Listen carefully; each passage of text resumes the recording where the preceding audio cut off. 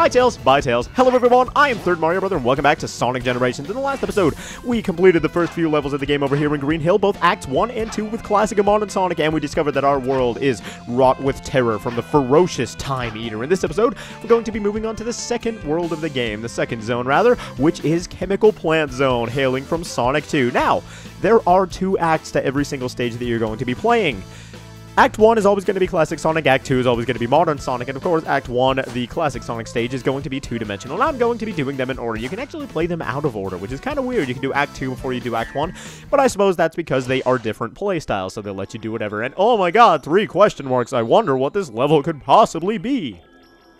And yay, Omochao, as always, giving us all the useful tips that he was just programmed with. Oh man, look at that adorable little fellow over there who says we can attack enemies during a spin jump.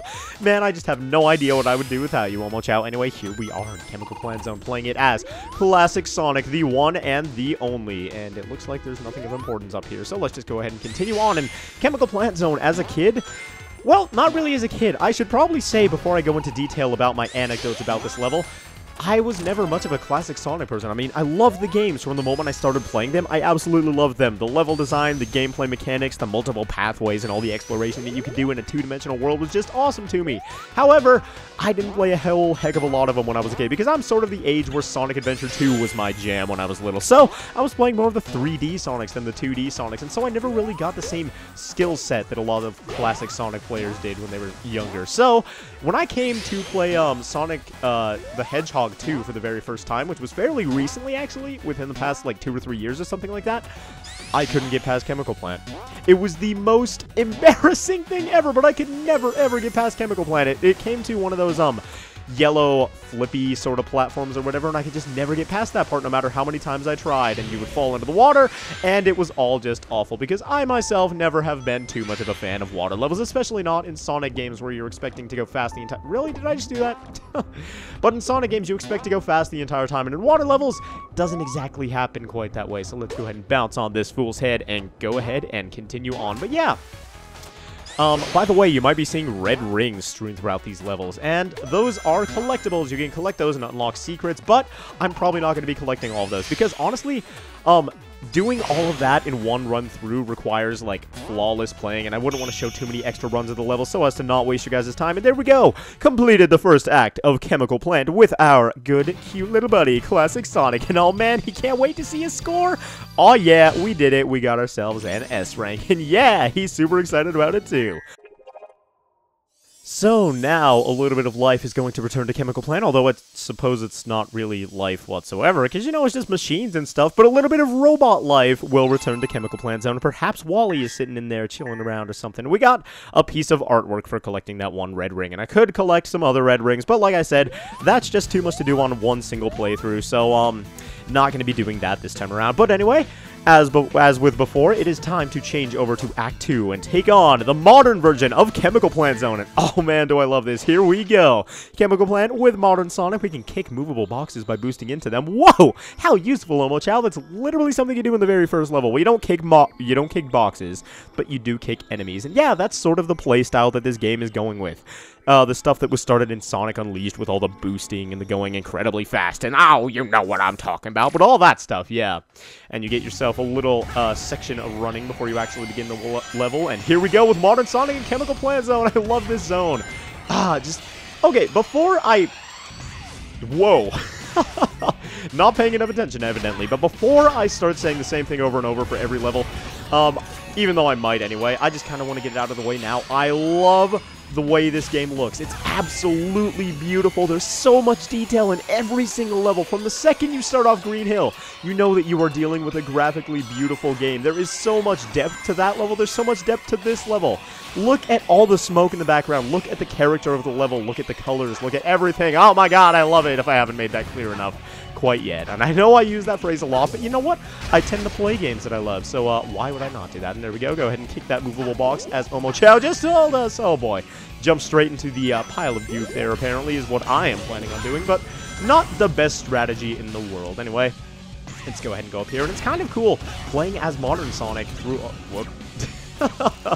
playing as modern Sonic, as I was trying to say, through all of these usually classic levels, and I think it's a really nice touch. And I am going to be getting red rings if they're, like, right there and I notice them, although it's very, very possible for me to not notice things, even if they're right in front of me. But like I was saying, it's really cool that there's, classic Sonic playing through modern levels and modern Sonic playing through classic levels. And I just think it's a really cool concept in general, and I know I'm not, like, anywhere near alone or unique in that opinion, but it's really cool seeing, like, young Sonic and, I guess, older Sonic playing levels together and stuff like that. And wouldn't it be amazing if, like, 50 years in the future or something, for Sonic's 75th anniversary, they made, like, Sonic Generations 2 with classic Sonic, modern Sonic, and then modern Sonic, where he's, like, super old and he's losing all his spines and growing nose and ear hair instead, and he's wandering around the place like, oh god, where's the Home Depot?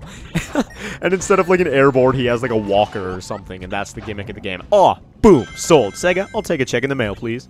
Either way, this is indeed partially a water level at the very least, but we can go ahead and boost and step on top of that water like the gods that we are and continue on with the level. And yeah, as you guys have been seeing, there are lower portions and higher portions to all of these levels, and that's something that this game did really, really well. It did a really good job recreating the feel of the classic games that was so well received, that you can take multiple paths in a level and get to the same destination, and it's super fun because not only does it give a lot of good red ring locations for players who are trying to collect all of those, but it also gives a really awesome sense of, like, I don't know, just adventure. Not necessarily that was what this game was going for, but turn around, Sonic. There you go, you fool.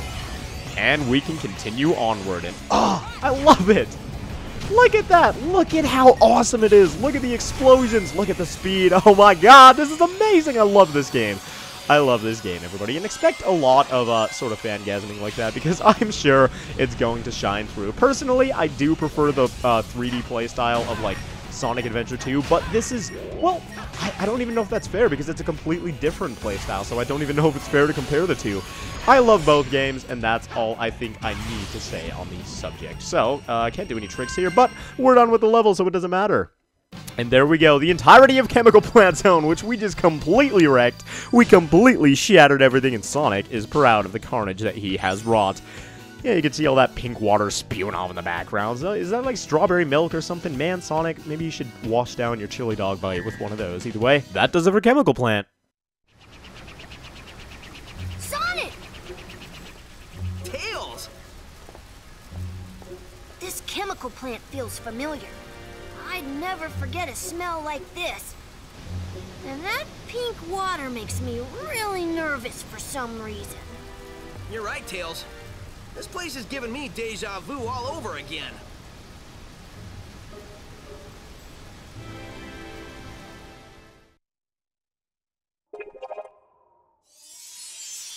Deja vu all over again. Oh, Sonic, you and your redundant manner of speech. Anyway, here we go. Return some more life to Chemical Plant Zone, and...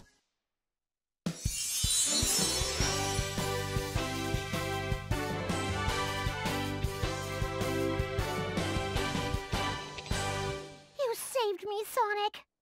I was afraid I'd never be able to flirt with you again.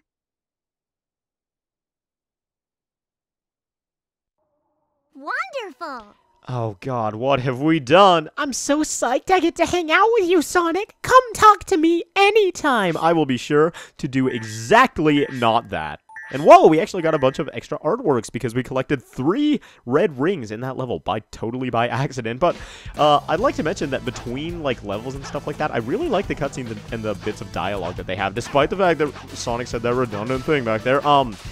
I wanted to point out that it actually gives you a little bit of a peek into Sonic's history. Like back here, after we beat Green Hill, Sonic said, "Whoa, that level was really familiar, wasn't it?" And Tails said, "No, not to me." Well, that's because Tails didn't appear in Green Hill in Sonic 1, because Tails wasn't around at that point.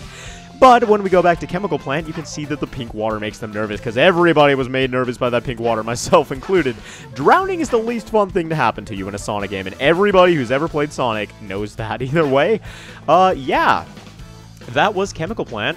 And in the next episode, we're going to be moving on to the 3rd level over here with our good buddy, Knuckles, the very, very defensive-looking echidna. So, thank you all very much for watching this episode of Sonic Generations. I hope you enjoyed, and I hope you stick around for the next episode in which we take on the next level. Thanks for watching once again, and I will see you guys then.